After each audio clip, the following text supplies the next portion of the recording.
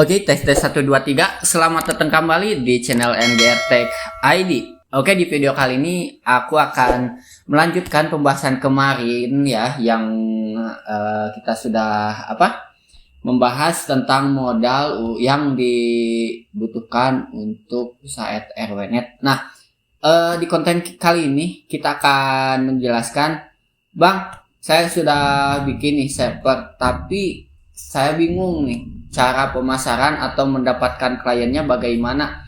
Oke, sebelum kita lanjut, jangan lupa untuk like, komen, dan juga subscribe. Dan bagi kalian yang bingung atau mau ada ditanyakan, silahkan tulis di kolom komentar. Oke, ini pengalaman pribadi ya, selama hampir 4 tahun menjalani usaha RWNet ini.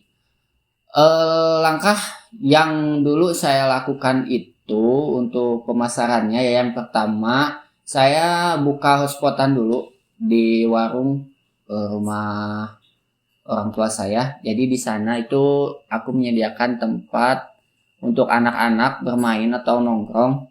Kebetulan juga di sana aku sudah ada jaringan WiFi atau ISP. Nah, kebetulan aku pasang hotspot, maksudnya aku pasang mikrotik supaya bisa jualan voucheran. Nah, titik baliknya dulu mendapatkan klien rumahan yang pertama itu memang tidak niat ya.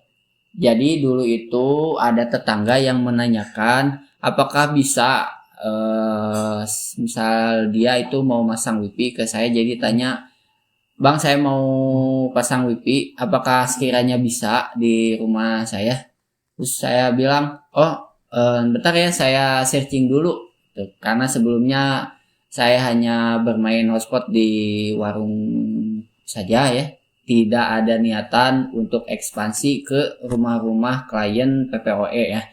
Nah, singkat cerita, malamnya saya itu searching nih. Karena sebelumnya juga pernah untuk klien rumahan itu sekitar tahun 2018 atau 19.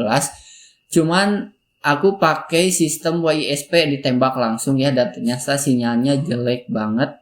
Jadi aku nggak lanjutin dan fokus di hotspot saja. Nah, lalu di sana aku searching, iseng-iseng ketik di Shopee LAN to fiber optik. Ternyata ada alat yang namanya HTB ya.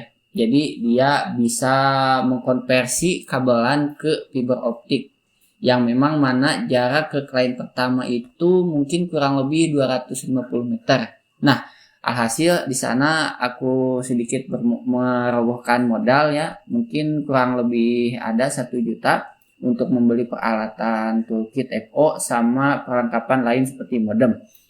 Lalu aku di sana untuk biaya pasang saya gratiskan. Jadi istilahnya bakar uang dulu. Nah, jadi klien tinggal bayar bulan pertamanya saja. Nah, dari sana ternyata klien pertama itu merasa puas ya dengan harga yang cukup terjangkau, 100 ribuan lebih ya. Nah, gak lama kemudian klien pertama saya itu mungkin tetangga-tetangganya ada yang tanya, ada yang ini berapa nih bulanannya berapa. Ternyata malah murah ya. Alhasil dari mulut ke mulut banyaklah permintaan untuk pasang WiFi. Nah, dari sana aku 15 klien rumahan pertama itu enggak aku tarik sama sekali ya biaya pasangnya. Jadi istilahnya bakar uang. Nah, itulah triknya aku dapat klien rumahan ya.